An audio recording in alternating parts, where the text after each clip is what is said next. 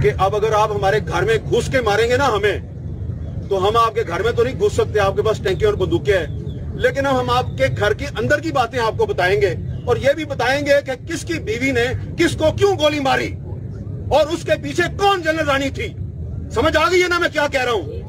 अब अगर आइंदा किसी सहाबी के घर में घुस के तुमने उस पर तशद्दुद किया, हम बताएंगे कि तुम्हें तुम्हारी बीवी ने गोली क्यों मारी।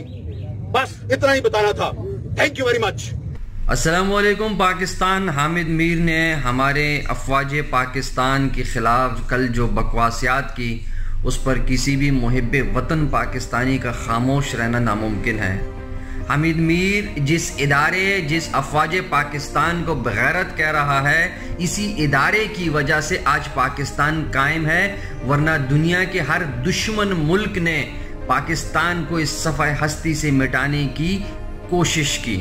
हर दुश्मन ने ये कोशिश की और ये उसकी ख्वाहिश रही कि पाकिस्तान शाम, इराक, अफगानिस्तान जैसा इसको बनाया जाए, लेकिन इसी अफवाज पाकिस्तान की वजह से आज अल्हम्दुलिल्लाह पाकिस्तान महफूज है और आगे भी महफूज रहेगा।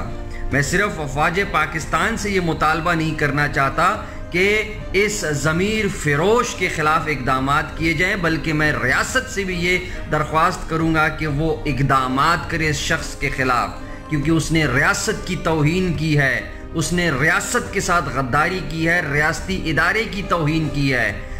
सुप्रीम कोर्ट जो है वो सुमो मोटो एक्शन ले इस शख्स के ख़िलाफ़, क्योंकि मुल्क के अंदर रहकर किसी भी गद्दारी को बर्दाश्त नहीं किया जा सकता।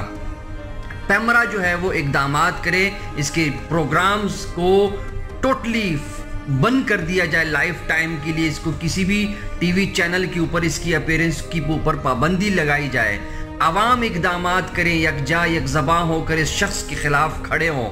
इस शख्स को केफरे किरदार तक पहुँचाना इंतहाई ज़रूरी है। आवाम यकजा होकर इसके जितने भी टीवी चैनल से इसकी अपीयरेंस है उसका बायकॉट करे और इसको इसकी असलियत दिखाए। अगर इसको इतनी ही तकलीफ है पाकिस्तान से तो ये दफा हो जाए, अपने उस यारों के पास, मुल्क पाकिस्तान के दुश्मनों के पास जाके उधर बस जाए। पाकिस्तान में इस जैसे इंसान के लिए कोई जगह नहीं है। अल्लाह हाफिज़।